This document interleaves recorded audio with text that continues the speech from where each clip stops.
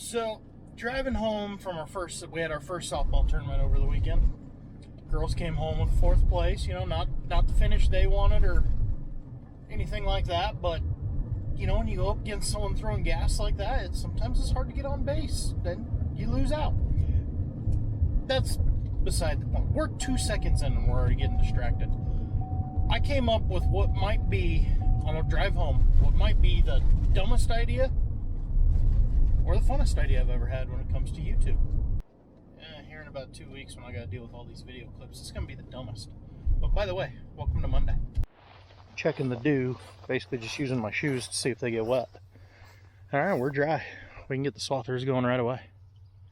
It's time to chop some weight. Oh, and that dumb idea I had? We're going to do a video every day this week, Monday through Friday. God, it's going to suck. But, like I said, today's Monday. That means it's the one day of the week I go adventuring and find some breakfast. My last couple authentic gringo burritos have been not so bueno. So we're going to venture in town, see if there's a burrito wagon open this early by chance. Good God, Chuck. Being such a kiss-ass and starting work so early, you're making me look bad. Neighbors planting sunflowers behind where we chopped weed on Friday? Yeah, that was Friday. That was a crapshoot of a start. I mean, you guys were around Thursday when everything went wrong with the swather. Then Friday, everything went wrong with choppers 1 and 2. But told him, all right, let's do sunflowers behind these first 2 wheat fields we chopped. He goes, okay. Now here it is, not even 7:15 on Monday morning, and he's already out there planting. While I'm still going to get breakfast. God, sometimes just... He's been kicking my ass all spring.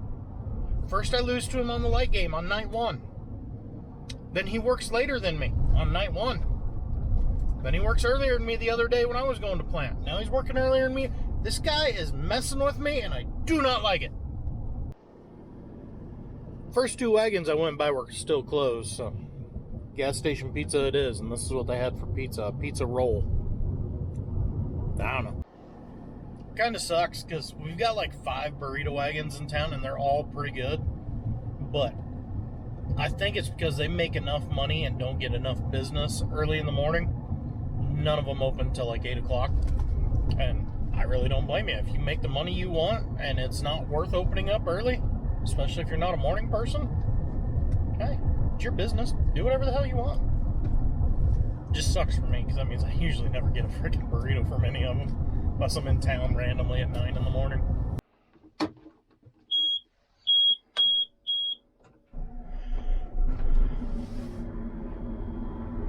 Oh, that's a good start. Okay, checked all the fluids and they're all fluids. Don't know what else there is really to get ready on this. But here it is, a little after 8. I think is it 8? Gotta get the error code to go away so I can see what time it is. It's 8 o'clock exactly. I got 2 hours to kill because trucks aren't going to be here till 10 because you can't start super early when it comes to this. We gotta let the swather and merger get ahead. So I guess we can go put in a little fuel and DEF. Might try and calibrate my spout too because I'm tired of these error codes every day. There's a handful of them. Read owner's manual prior to using this product. Okay, I read it. 8:45, we're already calling an audible. Now what? Yeah, so I think there's a decent chance my chopping season may be over before it even started. Just no more than we have to do. On the long hauls, we're only wanting to run one machine. And you guys have heard me talk about all this. And it was originally me and a chopper, Glenn in a truck. I told Glenn, I go, hey, we're switching the plan. I go, now we're running your chopper, not mine. I go, why don't you run your chopper? It's set up the way you want it, the controls, the screens. Rather than me getting in there and messing with everything, I go, why don't you run the chopper and I'll run the truck? It makes sense, right? Just like, we all have everything set up the way we want. Our radios, our plugs, our monitors, our controls, because the backside here is all programmable. So all 3 choppers are set up entirely different to where you get in one, it feels like you're driving a spaceship. Nothing is where you think it should be when you're trying to do stuff in a hurry. So it doesn't make sense for me to run his chopper while he's in a truck. He might as well just run the chopper and then I can be in the truck. Right? Well, hell, now I'm not even in a truck. It sounds like I might be on this, I might be on a finisher. But first thing, I'm supposed to go over to the chemical place, get a tote of chemical I ordered last week. I thought the guys went to go get it the other day when I talked to him about it, but I guess nobody went over there. He wants to get the little ditch sprayer hooked up and running because it needs to be running so bad. It needed to be running 3 weeks ago so bad. I just feel like right now, when we got a million things to do, working on getting that all set up and running, it's pretty far down the list, but it's not my decision to make. I was told to go get the chemical. We're going to get chemical. Just got to think my little lunchbox here is going to be useless today. All I packed was water and energy drinks and no ice, because it's like, throw them in the little fridge on the chopper. It'll be cold for a little. I had just missed the plane taking off. He was working on his computer, so he loaded me up real quick. And as I'm driving away, I could hear that roar all, damn it. All right, let's go get this unloaded.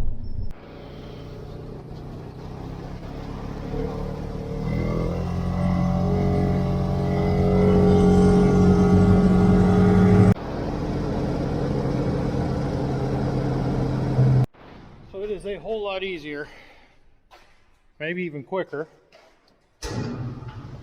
to just run up here and get this forklift and drive it down to the shop, because it's got the narrower pallet forks that fit inside of those. If you look over, here's the nozzle set. So our other forklift, the big one, the forks are wide. You've got about an inch of play on each side of these. Massive pain in the ass, and they are not easy to move. So we're just gonna road this one back down there. It's a squirrely little bugger. There we go. Now we gotta go straight. Get out of the way, I'm coming through. Okay, 2,4-D successfully unloaded. Placed where it needs to be. I need to find where all our missing nozzles are. Based on one broken in the ground, I'm gonna say we lost one at some point last year, maybe? I don't know. I don't use this sprayer very often. Come on, PG, go faster! Could have sworn the valves for him were laying on top of that tote. Huh. Wonder where it all went. And if you're wondering why we don't have all the chemical up here, well, we originally did. We had them totes along this wall here before I had all this random crap to store. And on like day 2, something went wrong, a valve didn't get shut, jug overflow, I don't know what it was. There was chemical everywhere in here on the floor. The next day I brought in the forklift, I moved all that crap down there and said, nope, I'm not having that shed go that nasty when I'm the one who's got to be in it all the time with the big sprayer. So, I kicked them out. I'm a bully, sorry. By the looks of it though, we're gonna have to build something.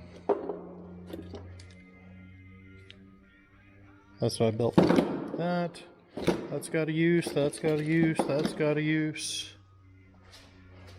Just trying to see what random parts I have laying around that I can make something for them. Not really seeing anything. Oh, that one's got thread. I could use that guy and that guy. I don't have an O-ring for it though. I wonder if one of these, or no, the big ones are over here. Sorry, you guys get to join me on my mindless rattling. Nope, too big. So I don't have an O-ring to make that work. What's still in a bag here? Oh, cap. Just a cap.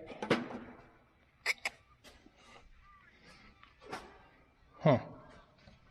Okay, I kind of sort of got us something going here. So here's one. Found a nozzle and a reducer, so now I just need a 2-inch cam lock. And we'll have two. Surely between Agco and Deere, one of them will have a 2-inch cam lock. We've now been reassigned for, I think, the 4th time today. We are taking the 360 to town to go work fields in there. Let's hope I get along with it better than Cam. Before we do anything, bird's nest. See that discoloration there? That's from me. I think I said that in the video when I was talking about the bird's nest before everything went completely sideways on us with that red one. I dug a bird's nest out from behind that screen, but apparently I didn't get it all, and a little chunk still there, caught on fire. Thankfully, I was driving right past a neighbor's house that has a hydrant and a hose out by the road. Okay, we're good. This tractor looks so weird the way it seeps down every morning. The weights aren't even waist high. Alright guys, have fun. Whole pile of trucks over there. I'm gonna go to the other side of the river. So we gotta zigzag through town. We got 3 fields in there that he got irrigated that we need to go work. The weeds are coming. We need to go work it down and then get it planted so we can still get the seed into good moisture. You guys were with me. We cultipacked these 3 fields a month ago. We were sitting here for 20 minutes, well not 20, 10 minutes getting fuel. You could have calibrated then, but you wait till I sit down to calibrate? Stop you if you've heard this one. Change of plans. So our hay buyer called, he wants to come get a load of barn hay today. But if you guys remember from last week, where we went hiking in the morning, we went and moved the loader from the barn to the outdoor pile a half a mile away, because those guys were coming to get outdoor hay, and right as I was about to leave, pull away from the fuel tanks, Tuna calls, hey, we got to get that loader moved. Okay, well, where's it? I go, don't, you already called me. I'll just go move it. I'm not going to make 17 calls shuffling people around to move a damn loader. So we're going to move the damn loader.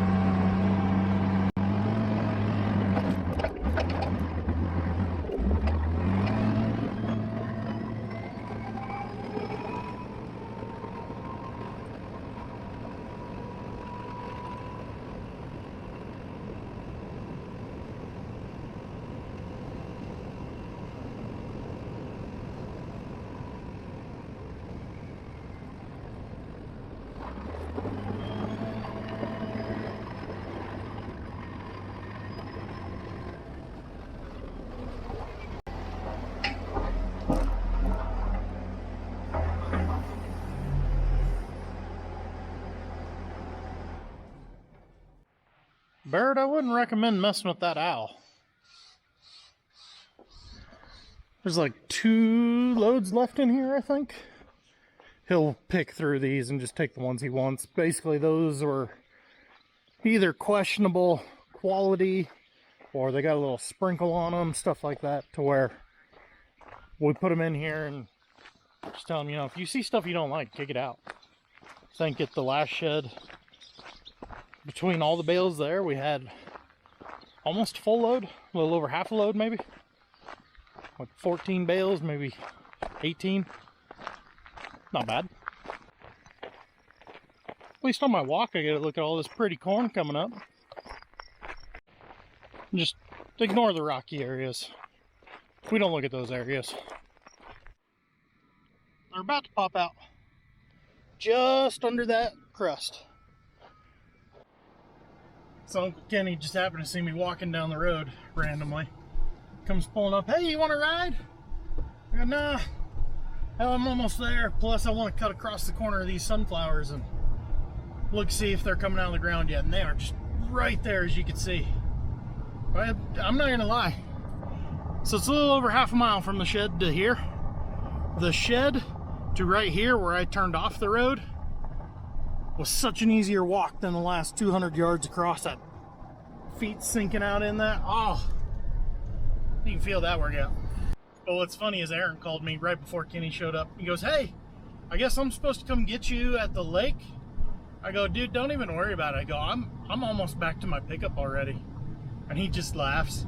I go, "It's the tuna either saying he's coming to get you or that he's gonna send somebody to come and get you.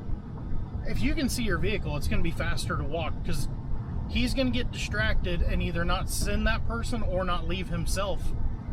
And you're just gonna be better off walking if it's not that far." So he was like 3 miles away. He goes, "All right, I'll make this turn and head for my semi then." I go, "Yeah, don't worry about it." And talk about perfect timing. There's the hay truck. But I'm sorry, Randy, you're on your own. I need to go get that finisher going, because I don't want to be in town all damn night. Now, because it's 2 different canals on the other side of the river that we irrigate out of, everything east of town is done and ready to be worked. Everything west of town is not done, which means we're going to have to do this in 2 trips, which means I got to take that planter through town twice. I hate it. I hate it. I hate it.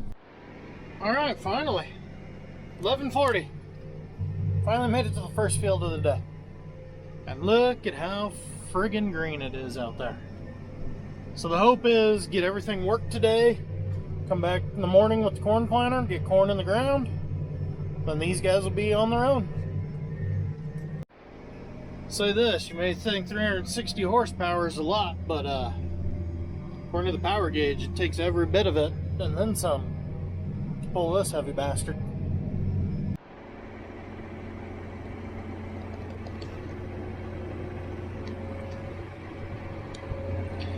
Can I just hit reset and start this fucking day over? So, yeah.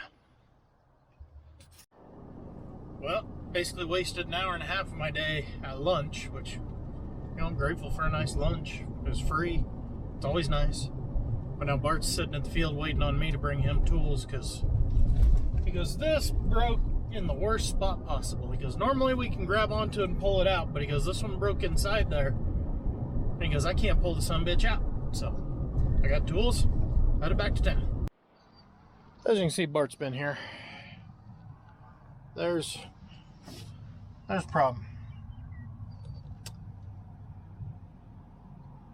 Not sure what the next step is, to be honest with you, because it's been a while since we've done one of these. I honestly can't remember. But I brought Bart tools, and then Tuna just called, wanted me to go run a chopper or swather. I don't know. So I think I'm just going to leave everything here that I brought and head back north, I guess. So that braking isn't exactly a new problem. We've had it happen before, I believe, on this tractor. I know it happened on the 335 we had previous. It's happened on the 245. It's just part of all that linkage together. Eventually you get some slop in there and then something goes pop. What is surprising is that the local deer dealer has 0 parts for it. Luckily, a dealership an hour north of here has everything. So Felipe was caught up to the swather, because we shut the swather down, waiting to figure out moistures. We got kind of a mess going on with silage, it sounds like. But Felipe is running an hour north to go get the parts. So hopefully he's back here in a little while. All the meantime, it's just getting darker and darker in the sky. Like it might actually rain. It's friggin' chaos around here. So I will start this off by saying, when it comes to spring silage, where you got to organize a swather, merger, choppers, and getting the moisture to dry just enough, but not too much, it can be a nightmare. There is never the right answer. And I will make fun of the Tuna all day, every day, second guessing every decision he makes, because it's funny to do that. I do not envy it, because it is impossible to make the right decision in doing so. However, Cameron has switched back and forth from the swather to chopper number 2 like 5 times. It's mass chaos. He's bouncing all over the place, so he just kind of rolls by, takes a quick look as he's driving, calls and makes a bunch of changes real quick, drives away, gets to wherever he was going, then calls to make more changes. That part will drive us absolutely nuts. But right now, that's kind of sort of under control. The other problem we're dealing with is that. And where exactly is it going to go? Because it can't really make up its mind. Hector and Hector moving bales. We are going to work on the sprayer a little bit. So let's open up this guy. Let's not make a mess in here again like I did the other day.